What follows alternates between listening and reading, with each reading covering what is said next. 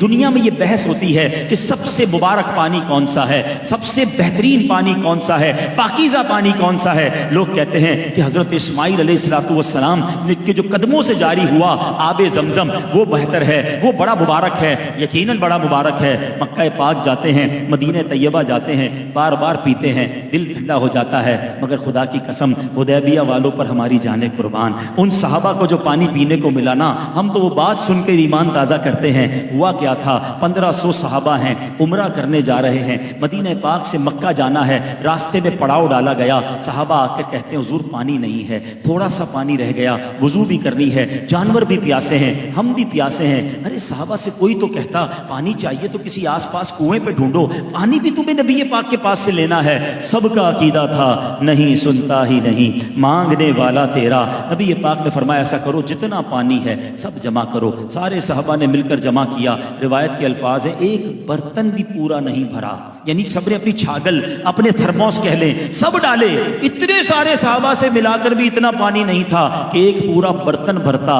اللہ کے حبیب علیہ السلام نے کیا کیا، ہم نے بڑے واقعات سنے ہیں کہ حضرت موسیٰ نے اپنا عصا مارا تھا، 12 چشمے زمین سے جاری ہوئے۔ جناب زمین سے پانی نکلنا عقل میں آتا ہے، آج بھی بورنگ کرو تو پانی نکل آتا ہے، پہاڑوں سے چشمے جاری ہوتے ہم نے بھی دیکھے، پتھروں سے آبشار ہم نے بھی دیکھے ہیں، مگر میرے آقا کی شان نرالی ہے۔ آقا نے کوئی عصا اٹھا کر زمین پر نہیں مارا، ٹھوکر کسی پہاڑ پر نہیں ماری، اللہ کے حبیب نے اپنا مبارک ہاتھ جو ہے اس پیالے میں رکھ دیا۔ صحابہ کہتے ہیں اپنی آنکھوں سے دیکھا 5 انگلیوں سے فوارے جاری ہو گئے، ایسا پانی جاری ہوا۔ ٹرائی ٹو انڈرسٹینڈ، آج شاید 200-300 لوگوں کی دعوت ہے، عبدالاحد سے پوچھو کتنا پانی رکھا ہے، کتنی کولڈ ڈرنک رکھی ہے، ایک آدمی کے لیے 2-3 کولڈ ڈرنک اور پانی کا نظام رکھنا پڑتا ہے۔ یار 300 مہمان ہیں، 1500 صحابہ ہیں، کافی دیر کے پیاسے ہیں، وضو بھی کرنا ہے، جانوروں نے بھی پینا ہے، سوچو کتنے ٹینک پانی کی ضرورت ہوگی۔ صحابی کہتے ہیں اتنا جوش تھا، 1500 صحابہ نے پانی پیا، جانوروں نے پانی پیا، برتن بھر لیے، اور کہتے ہیں اللہ کی قسم اتنا جوش تھا 1,00,000 صحابہ ہوتے وہ بھی سب کو پورا ہو جاتا۔ اب میرے آقا ایسا معجزہ دکھائیں تو بریلی کے تاجدار کا قلم کیسے خاموش رہے۔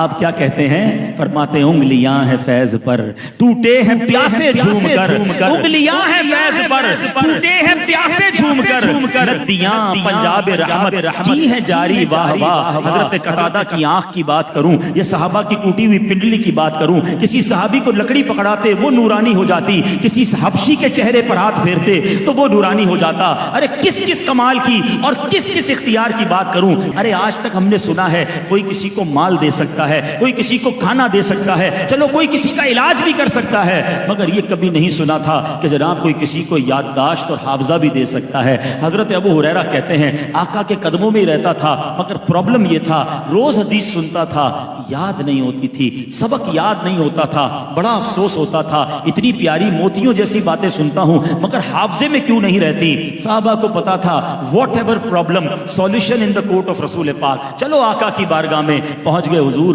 مجھے کچھ یاد نہیں رہتا، حضور میرا حافظہ بڑا کمزور ہے۔ اب ذرا حدیث کے الفاظ سنیے گا۔ آقا نے کہا ابو ہریرہ اپنا دامن پھیلاؤ، اپنی چادر پھیلاؤ۔ کہتے میں نے آقا کی بارگاہ میں چادر پھیلائی، نبی پاک نے ان سین، ہاتھ میں کچھ نظر نہیں آ رہا تھا مگر آقا علیہ السلام نے اپنی مٹھی میری چادر میں کھول دی۔ فرمایا ابو ہریرہ اس چادر کو سینے پہ لگا لو۔ ہم جیسا کوئی مطلبی آدمی دنیاوی آدمی ہوتا تو کہتا حضرت کچھ ڈالے تو صحیح، نظر تو کچھ نہیں آ رہا، کہہ رہے لے جاؤ، میں نے تو اتنی محبت سے آپ کے پاس دور سے آیا تھا۔ صحابی کا عقیدہ دیکھو، کہتے میں نے چادر سینے سے لگا لی، وہ دن تھا اور آج کا دن ہے، آقا جو فرماتے مجھے یاد ہو جاتا ہے۔